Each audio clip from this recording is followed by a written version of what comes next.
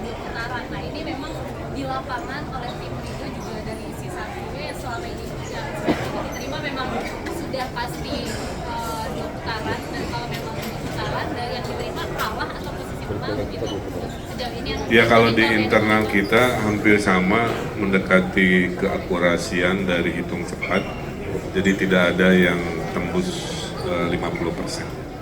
Jadi artinya per hari ini laporan ke kami dengan yang terbaca di media cenderung sama. posisi Kalau misalnya memang terjadi putaran kedua, apa strategi yang akan dilakukan? Kemudian kan menunggu sampai 18 Desember itu apa yang kira-kira Kang Emil dan Pak Sus lakukan? Ya tentunya kalau sambil menunggu, yang paling baik yang kita lakukan adalah mengukur ulang semua langkah-langkah yang pernah dilakukan, melihat data-data kita kuat di mana, lemah di mana. Kita cek juga partisipasi publik ya, yang di lapangan cenderung turun dibanding pilkada 5 tahun lalu. Itu juga mungkin harus dievaluasi, berkurang partisipasinya di mana, di wilayah mana. Jadi intinya sambil nunggu kita evaluasi. Tapi poin utamanya di momen hari ini adalah 2 putaran ini kelihatannya lebih menjadi faktual berdasarkan hitung cepat, hitungan internal kami, dan kita lihat kalau konsistensinya sama ya tentunya mental kami harus tetap optimis untuk melaju ke putaran kedua.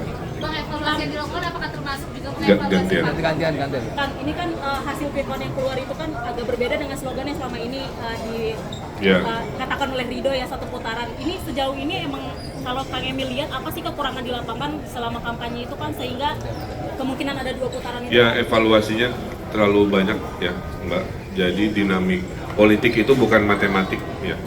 Ada banyak faktor yang tidak bisa saya sampaikan secara mudah dalam doorstop ini.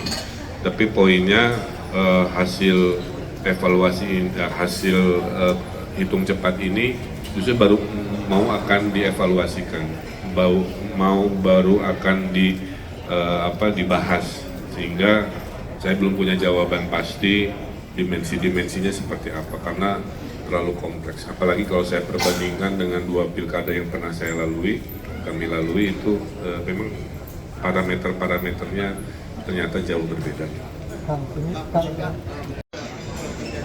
Ya tadi ini pertanyaannya sama, bahwa dimensi yang akan dikontemplasi, dievaluasi itu banyak sekali, tentang koalisinya, tentang metode kampanyenya, tentang bagaimana merespon terhadap pola-pola komunikasi warga Jakarta gitu ya, dan lain sebagainya. Jadi mohon mungkin tidak bisa satu persatu spesifik ya, karena itu bahan yang akan kita rumuskan, rapatkan. Sekarang hanya fokus bahwa kami cenderung dan terbukti selama 2 kali pilkada mempercayai hasil hitung cepat. Itu aja poin utamanya. Kemudian kami akan menunggu apakah hitung cepat yang rata-rata memang mirip dengan pengumuman akhir dari KPUD-nya. Sambil menunggu kami melakukan menerima masukan dan evaluasi, dan tentunya mengaturkan tadi terima kasih dengan semangat optimisme di putaran kedua, insya Allah bisa jauh-jauh lebih baik. Terakhirnya, alhamdulillah proses Pilkada Jakarta sudah kita lalui ya dengan luar biasa, seru, menegangkan ya. Saya kira itulah keindahan demokrasi yang kita jadikan sebuah cara kita memilih pemimpin, cara kita berbangsa bernegara.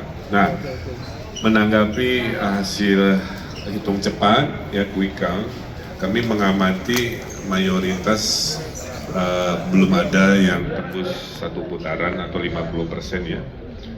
Semua ada di margin error ya.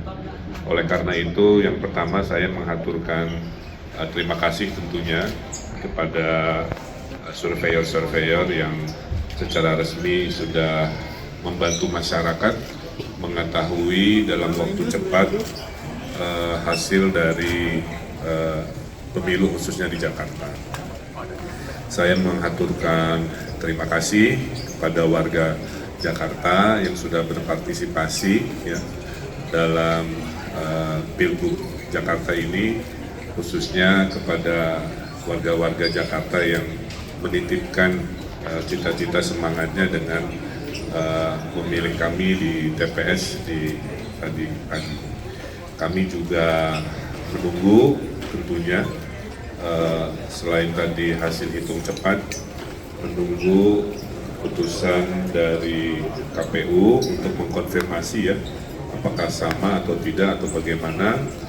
Tentu itu menjadi hal yang final dan formal dari KPUD Jakarta.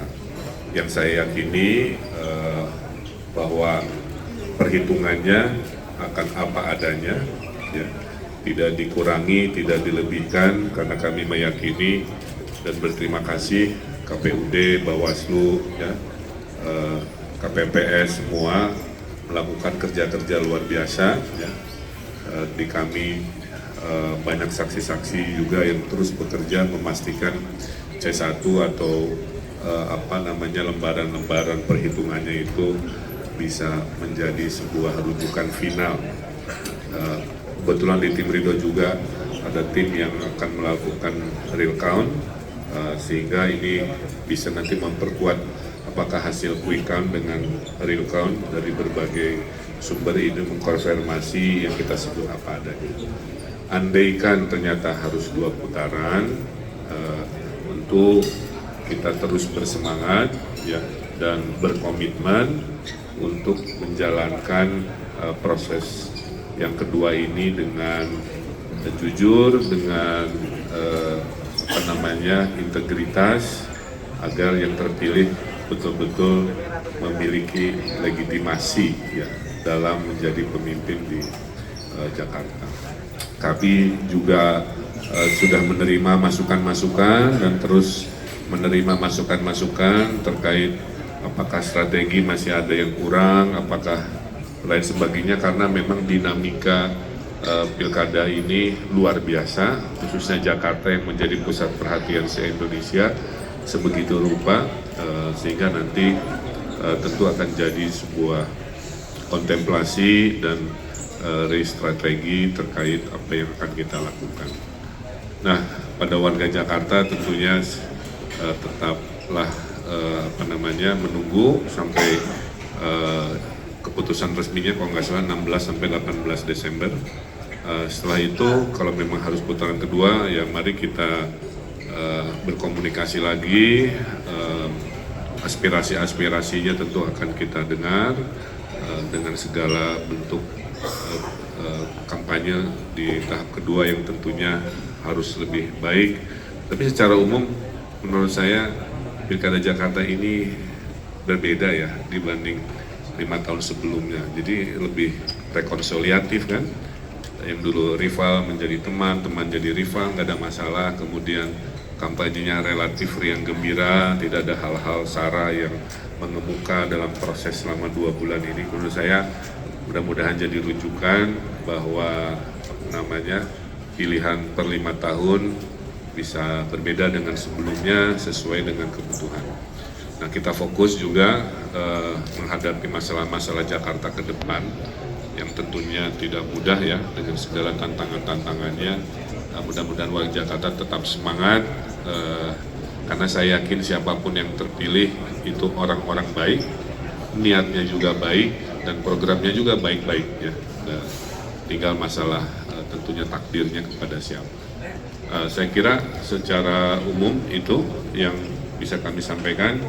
Terima kasih kepada para relawan di pihak Ridho, para partai-partai pendukung dan struktur di bawahnya, kepada tim SES, Pak Rizal Patria dan jajarannya, kepada aparat TNI Polri yang sudah kerja keras luar biasa. Saya kira damai kondusif di lapangan juga relatif aman terkendali, dan juga tadi kepada PPS dan KPUD, Bawaslu dan lain-lain yang menyelenggarakan dengan baik, juga kepada masyarakat yang tergabung di Ormas, digabung dalam komunitas.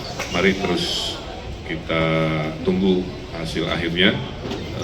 Dan juga saya haturkan terima kasih rekan-rekan media yang sudah menyertai, bisa melihat suka dukanya. Beginilah ya demokrasi kita, dan di mana-mana dalam kontestasi siap menang harus siap kalah.